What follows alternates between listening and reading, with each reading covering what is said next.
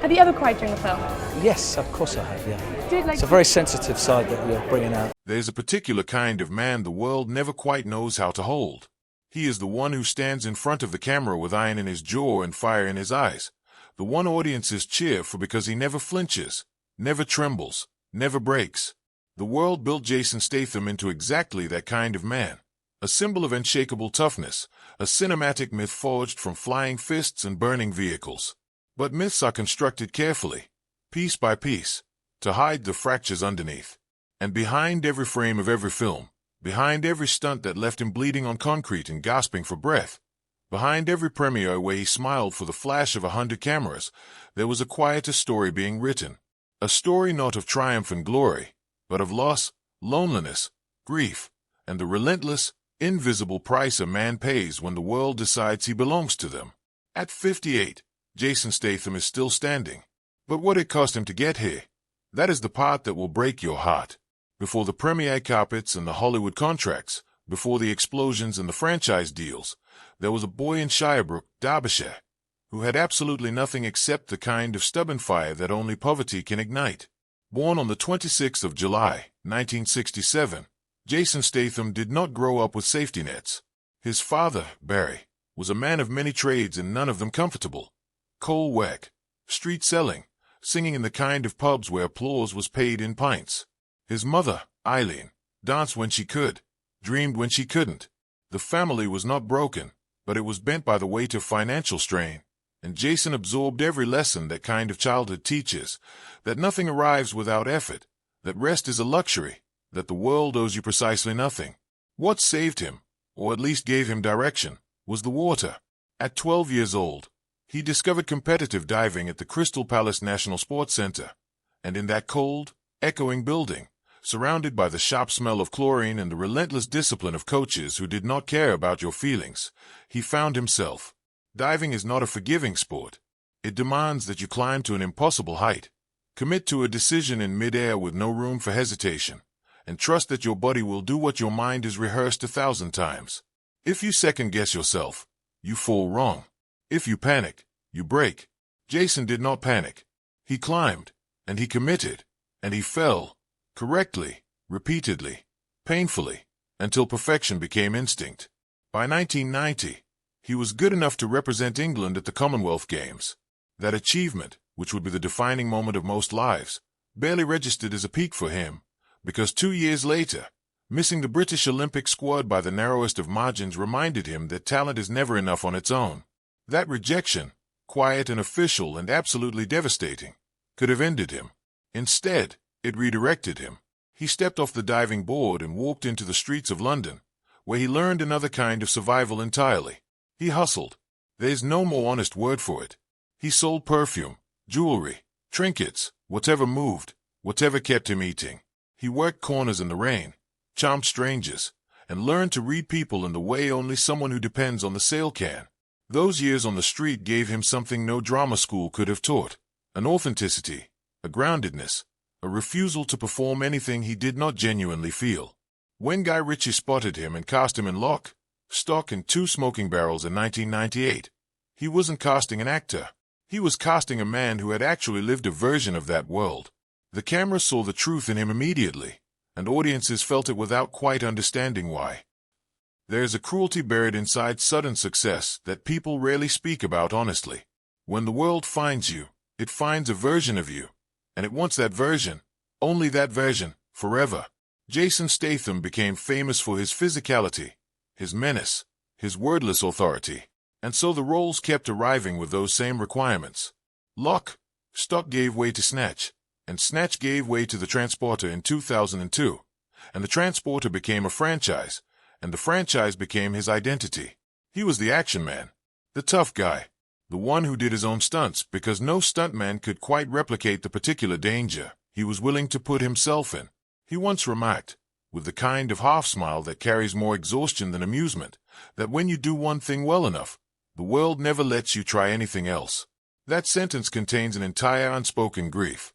Jason Statham is a man of considerable intelligence, dry humor, and emotional complexity, none of which the box office had any particular interest in exploring.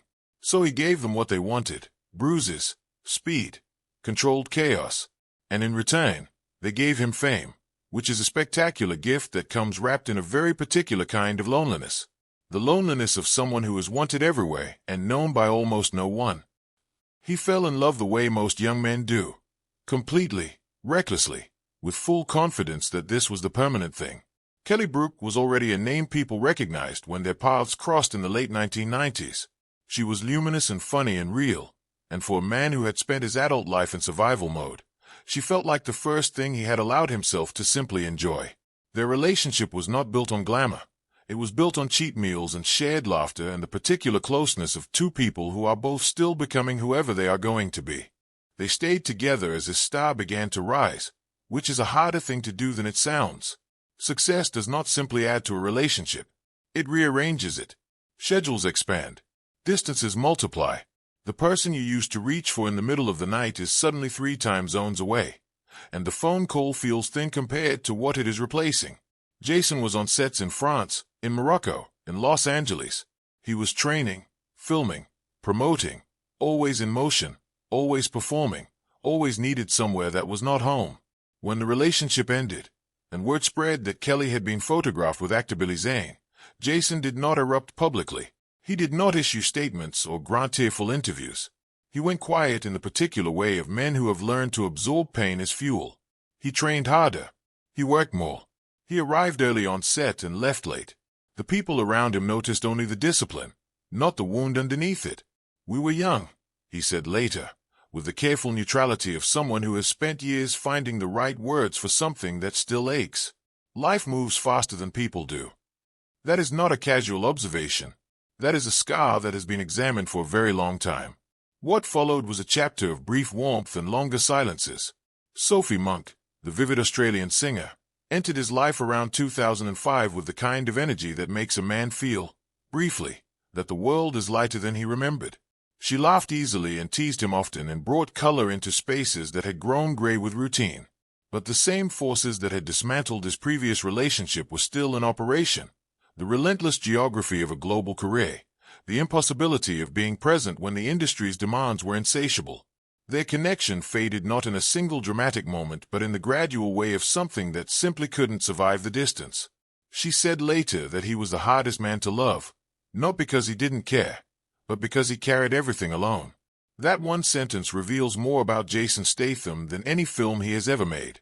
There was also Alex Zosman, a London designer who offered something different. Steadiness, peace, the particular comfort of someone who did not need anything from his fame. With her, mornings existed.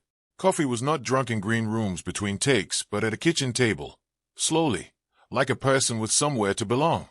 He treasured that. And then filming schedules consumed the calendar, and distance did what distance does, and another quiet ending arrived without fanfare or fury. By the time he turned 40, Jason Statham had survived more heartbreaks than any of his films ever depicted, and none of them had been resolved with a chase sequence or a well-timed punch. They had simply been endured. In 2011, on a Bulgarian film set for The Expendables 2, on a morning that began with blue skies and the ordinary energy of a production in full swing, something happened that permanently altered the way Jason Statham understood his work. A stunt went wrong. A young man named Kuan Liu, 26 years old, a stuntman from China who had spoken to Jason with the bright-eyed ambition of someone who believed the best was still ahead of him, was killed. He was there one moment, full of possibility, and then he was gone, and the explosion that took him was one that should have been controlled, that everyone on set had reviewed and approved and trusted. Jason was nearby when it happened. He saw it, and that is not something a person recovers from in any clean or complete way. You can train your body to absorb almost anything. You cannot train your mind to unsee a young man die doing the thing he loved because someone's timing was wrong. After that day, stunts were never again just stunts. Every risk carried the weight of that memory. Every set required closer scrutiny. He trained his teams harder, insisted on more thorough safety reviews, and showed up differently, not less committed, but more careful, as though that care could retroactively protect the people he had already lost. 2 years later, he joined the Fast and Furious family, and in doing so he met Paul Walker. By all accounts, and there are many, Paul Walker was the kind of person who makes the rest of the industry seem like it is performing warmth rather than actually possessing it. He was genuine in the way of someone who has thought seriously about what matters. He welcomed Jason into a cast that had years of shared history, made him feel included without making him feel like a guest, and talked to him, really talked to him, about things that had nothing to do with box office numbers or franchise logistics. About family, about purpose, about the difference between what you do for a living and what you actually live for. On November 30th, 2013, Paul Walker left a charity event in Santa Clarita, California, raising money for victims of Typhoon Haiyan, and died in a car crash. He was 40 years old. Jason attended the memorial and, by various accounts, wept openly. That is the detail that stays with you. Not the fact of the loss, which was devastating enough, but the image of Jason Statham, the man the world had constructed as impervious to feeling, standing with tears on his face for a friend who had shown him that kindness was not weakness but its own kind of strength. "You don't move on from a man like Paul," he said afterward. "You carry his light wherever you go." He has carried it. You can see it in the way he speaks about safety on set, in the way he talks about the people around him, in the quieter seriousness that lives beneath the public persona. While all of this was happening, the heartbreaks, the losses, the grief, his body was keeping its own record. From the very beginning of his action career, Jason refused to leave the physical danger to other people. He did his own driving, his own falling, his own fighting. This was partly principle. He believed audiences deserved authenticity, and partly the deep-seated need of a former competitive athlete to remain inside the physical challenge rather than watching from the outside. But the human body is not designed for what action filmmaking asks of it, and by his 40s, the accumulated damage was significant. Compressed vertebrae, joint damage, microfractures that had healed imperfectly and would ache forever. The most terrifying moment came in 2014, during the filming of The Expendables 3 in Bulgaria. He was behind the wheel of a 3-ton truck, executing a stunt he had insisted on performing himself. When the brakes failed, the vehicle went off course and plunged into the Black Sea. What followed was not cinematic. There was no dramatic music, no slow-motion salvation. There was cold water, disorientation, the burning in his lungs, and the animal-level clarity that comes when survival is the only remaining variable. He fought through the door of the sinking truck, broke the surface, and gasped into Bulgarian air with everything he had left. He stood afterward, soaking and trembling, and reportedly refused to discuss it with the press. But something changed in him after that day. Not his willingness to work hard, that remained absolute, but his relationship to his own invincibility. He had believed, on some functional level, that his preparation and skill could account for most dangers. The Black Sea reminded him that some variables are beyond anyone's control, that death has no regard for preparation, and that the body he had spent 40 years building and maintaining and punishing was, at its core, mortal. He has spoken since about fighting gravity, the slow, inevitable physics of aging that no training regimen fully defeats. "I used to fight villains," he once said. "Now I fight gravity." It is a funny line, delivered with that characteristic dry humor, and it is also completely true. In 2010, Jason Statham met Rosie Huntington-Whiteley at a point in his life when he had genuinely begun to wonder whether he was simply not built for lasting love. He was 43. He had been through enough relationships to understand that his lifestyle, the endless production schedules, the international travel, the physical demands that consumed entire months, was not compatible with the normal rhythms of partnership. He had accepted this, or was in the process of accepting it, when Rosie arrived and quietly declined to accept it on his behalf. She was 23, already one of the most recognized models in the world, and entirely unbothered by the parts of Jason that had previously made women feel like guests in his life. She did not need his fame to validate her own. She did not require him to be the action hero at home. She teased him with the easy confidence of someone who saw through the performance without diminishing the man underneath it. Early in their relationship, she told him he didn't talk much. He said he had said enough in bruises. She laughed, and something in him began, slowly and cautiously, to unclench. Their relationship grew with the patience of something both of them had decided was worth protecting rather than rushing. In 2016, after 6 years together, they became engaged. In 2017, their son Jack Oscar was born. Jason has spoken about holding his son for the first time with the kind of hushed reverence you hear in men who have spent their entire lives being physically tough and are suddenly confronted with the terrifying tenderness of parenthood. All the training, all the stunts, all the years of conditioning. None of it prepared him for the smallness of a newborn in his arms, or for the immediate, non-negotiable love that arrived with that smallness. In 2022, their daughter Isabella James was born, and the family they had built together became the organizing principle of everything else. He has said, in various ways and at various times, that no premiere and no paycheck and no franchise sequel has ever made him feel what being in the same room as his children makes him feel. That is not a performed sentiment. It is the statement of a man who spent decades running toward the next challenge and has finally found the thing he had always been running toward. Today, Jason Statham lives mostly in London with Rosie and their children, deliberately distant from the machinery of Hollywood celebrity. He still works. He still trains with the discipline of someone who never fully stopped being an athlete. He still shows up on set with the same intensity that has defined his entire career. But the metrics by which he measures a successful day have changed completely. A successful day now involves breakfast with his kids and the particular chaos of a household where small people have strong opinions. It involves evenings that do not end in hotel rooms with the television on for company. It involves being present for the moments that cannot be rescheduled.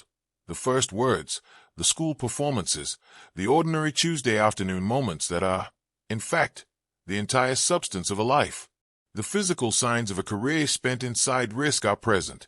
Silver has come into his hair. The face that launched 1,000 action posters carries more lines than it once did, each one a specific memory. His body, which he has described as something he is in an ongoing negotiation with, still performs but on different terms now. He has made peace with the idea that the version of himself who threw himself through glass at 35 is not the same person who exists at 58, and that this is not a loss but a natural progression that he is fortunate to have reached. The fortune is not lost on him. He has watched friends and colleagues and young men he barely knew fail to reach 58. He has stood at memorials and sat with grief in hotel rooms and driven past locations where things went wrong.